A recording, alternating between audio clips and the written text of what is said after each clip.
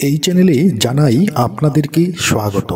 বলা হয় যে বেল গাছের শিকড়ের মতো উপকারী এমন জিনিস এই পৃথিবীতে দ্বিতীয় আর কিছু নেই।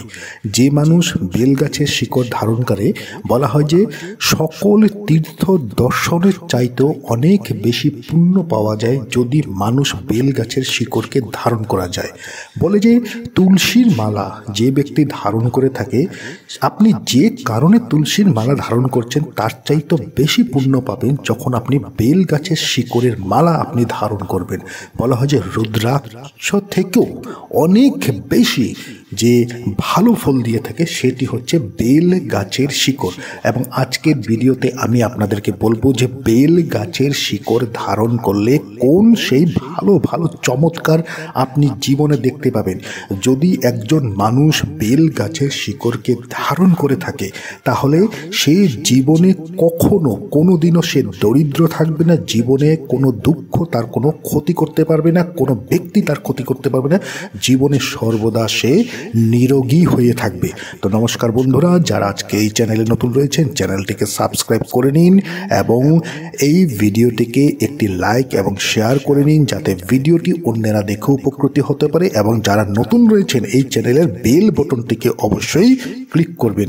সর্বপ্রথম হচ্ছে যে আপনার যদি রোগ আছে, একটি রোগ সেরেছে কিনা আরেকটি রোগ আপনার এসে গেছে, অর্থাৎ যদি বাড়িতে তেমন কোনো ব্যক্তি আছে যার রোগ সারছে না, তেমন ব্যক্তি যদি বেল গাছের শিকড়কে যদি সোনার তাবিজে ধারণ করে থাকে তাহলে সেই ব্যক্তি রোগ মুক্ত হয়ে থাকে।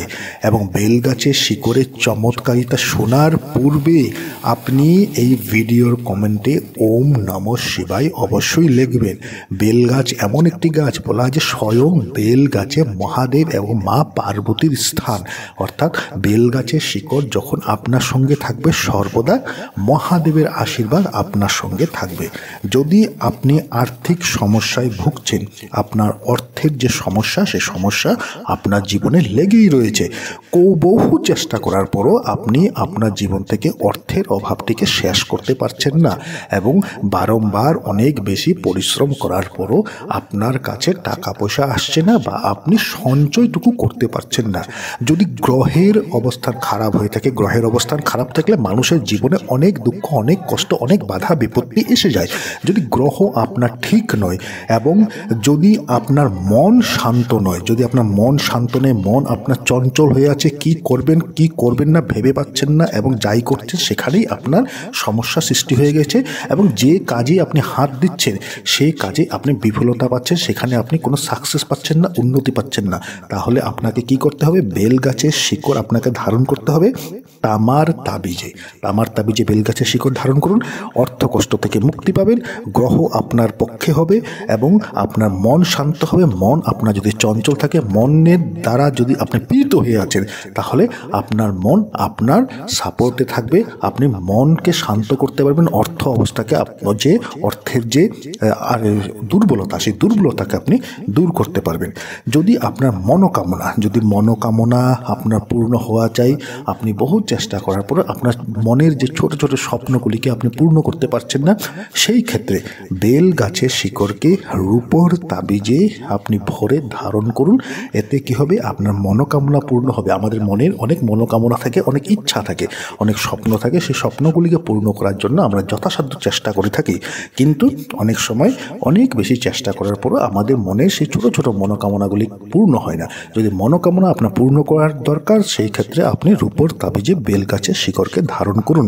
এরপরও যদি আপনার রাত্রিবেলা ঘুমানোর সময় আপনি রাত্রি খারাপ স্বপ্ন দেখছেন বা সর্বদা মনে হচ্ছে কেউ আপনার সঙ্গে চলছে, অর্থাৎ ভূত প্রেতের সঙ্গে যদি আপনার তেমন কোনো প্রবলেম চলছে, আপনার রাত্রিবেলা ভয় লাগে, এমন ধরনের যদি হয়ে থাকে তাহলে আপনি বেল গাছের শিকড় ধারণ করুন। কেন কি যেখানে বেল গাছ থাকবে সেখানে কোনোদিনও ভূত প্রেত বা কোনো অশরীর আত্মা সেখানে থাকে না। এরপর যদি চাকরির প্রয়োজন, আপনি চাকরি পাচ্ছেন না, বহু চেষ্টা করছেন, ইন্টারভিউ দিচ্ছেন কিন্তু চাকরি আপনার হচ্ছে না, সেই ক্ষেত্রে আপনি বেল গাছের শিকড়কে ধারণ করুন। হলুদ সুতোতে গুরুবার দিন বেল গাছের শিকড়কে ধারণ করুন। এতে আপনার মন মতো চাকরি আপনার হয়ে যাবে। আশা করছি ভিডিওটি আপনাদের ভালো লেগেছে। ভালো লেগে থাকলে ভিডিওটিকে লাইক করুন, শেয়ার করুন। যারা আজকে চ্যানেলে নতুন রয়েছেন চ্যানেলটিকে সাবস্ক্রাইব অবশ্যই করুন।